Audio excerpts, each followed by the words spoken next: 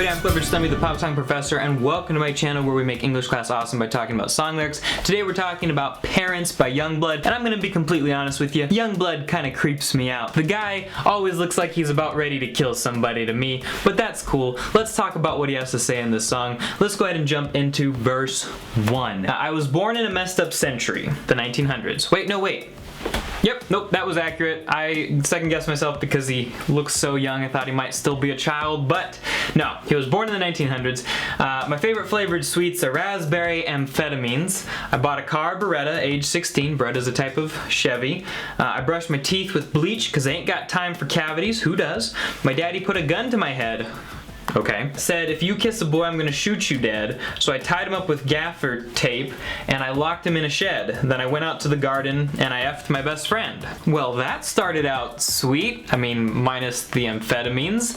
And then it got kind of intense, and I don't know if it's worth it holding out on you guys any longer, but you know, obviously this song is about what parents get wrong. Now, I agree with him that the 1900s were a messed up century. 2 world wars, the Cold War, Vietnam War, lots of different wars. To be fair, what century hasn't been messed up? And apparently he's messed up too, because he's doing drugs, which is great, I guess. He tells us a little bit about himself. He doesn't like cavities. He bought a car when he was 16. And he's basically setting this picture. He's basically saying, here is my life. My life is, oh, somewhat normal. And then all of a sudden, boom, his dad puts a gun to his head and says, hey, if you're gay, I'm gonna kill you. Now, in all fairness, I think that that has actually happened to people. I'm not familiar with any specific stories, but as far as I could find on the internet, there was nothing about that actually having been his story. If anybody does know about that, I'd love to hear more, but I could not find anything. And YUNGBLUD is, if nothing, a rebel.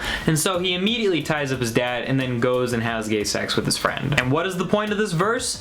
Describing, you know, a normal, maybe a little bit messed up kid, you know, with a parent who really seems to be kind of awful, and then the kid is like, I'm just gonna rebel, screw you. We get into the chorus and we hear a little bit more about the theme, because my high hopes are getting low because these people are so old, the way they think about it all. He's calling out people of his parents' age, which at this point, if he was born in 1997, they would all be approximately 40. I love how one of his complaints is, because these people are so old, it's oldness that's the problem. Get rid of the old people. If you can't tell yet, I think YUNGBLUD's kind of dramatic, and I don't care who knows it. And catch that first line, because my high hopes are getting low. Is this a subtle reference to Panic at the Disco? Is YUNGBLUD reverse Panic at the Disco? Well, the chorus continues, but I know I'll never be alone. It's alright, we'll survive, because parents aren't always right. And this is a huge theme that we see in like youth culture, sort of anti-parent songs or anti-establishment songs.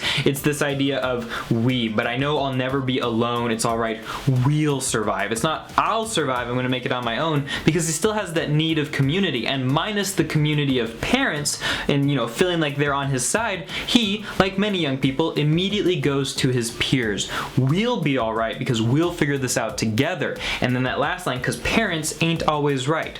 I think it's good that he doesn't say that they're never right, even though they are old, so you never know. But they ain't always right. And that's a very true and fair statement. Nobody is. And then we hop into verse 2, which I want to qualify. I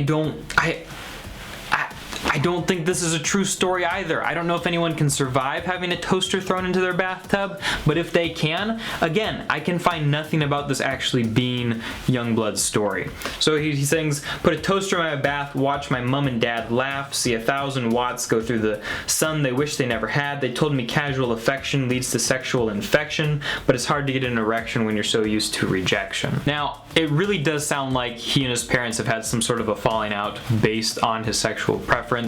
I don't know if it ever got so dramatic as, you know, toasters in the bathtub, but you never know. The casual affection is an interest in the same sex, and then the sexual infection is probably their way of referring to homosexuality. And in this next half of the verse, he gets into talking about the hypocrisy, which whenever somebody does like a takedown of parents or the government or anything like that, a lot of times the most popular route to go is to refer to hypocrisy. So yeah, the teacher effed the preacher, but then he had to leave her, had to wash away the sins of a male cheerleader. Hi, nice to meet you, got nothing to believe in, so let me know know when my breathing stops. So it's basically all these people who talk about not having sex are the ones who are actually going and doing it secretly. And here's this preacher who's having sex with a teacher and then with a male cheerleader. And at the end of it all, Youngblood says, "Hi, nice to meet you. I got nothing to believe in," because these people who were supposed to be authority figures in his life, people who he could trust and look to his examples, have let him down. And that's a very postmodern belief. A big part of postmodernity is basically looking at authority structures, traditional ones like, families and the traditional leadership of the father maybe, or looking at churches and the traditional leadership of male preachers, or looking at the government, or something like that, and basically saying, look, it's all a construct. The authority is just there because we let it be there, and I'm not going to let it be there. I'm not going to respect that authority because it feels arbitrary to me, whatever. So throughout the song, Youngblood is pointing out the hypocrisy and maybe the lack of the right to lead of parents, of teachers, of the preacher, and basically saying, yeah, I don't really feel like I have any authority structures left to believe in, so I'm going to go back to that community of peers. Many good things have come out of postmodernity, and one of them has been the questioning of authority's legitimacy and this idea of like we can't just let people in authority get away with stuff just because they're in authority. That is super healthy. But I also question whether maybe Youngblood is throwing out the baby with the bathwater. He, like many of us, need things and people to be able to believe in, and that doesn't mean we have to let them be the boss of us or whatever, but we do, there are good people out there, right? And at the same time, I think it's up to those authority structures to admit that, hey, we're not perfect, we're doing our best, to take on a whole lot more humility than most of them seem to have, and to be willing and able to point out their own mistakes, to apologize for them, to ask for forgiveness, and then to move forward trying to do a better job in the same way that everybody else is expected to do. But the basic big picture story of Parents by Youngblood focuses on one of a sexual nature, talking about homosexuality. He's basically saying that parents, who want to resort to violence in an attack on their own family members based on, sexual preference are in the wrong, which couldn't be more accurate. And then he uses this as a launching pad to basically attack any hypocritical authority figures. For my taste, it's a little bit dramatic and lacks some of the subtlety that I prefer in my songs that dive into deep philosophical conversations, but it's at least an opinion and perspective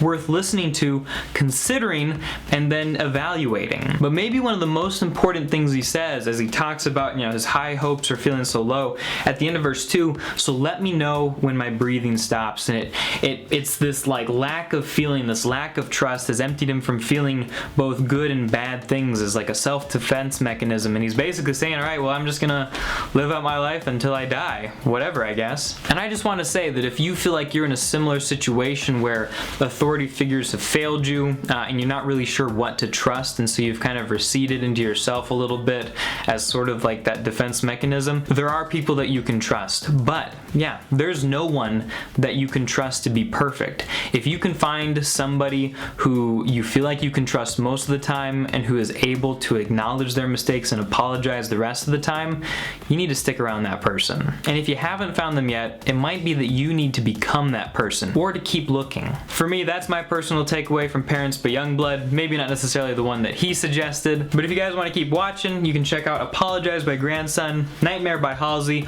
Keep thinking deep, and I'll talk to you next time.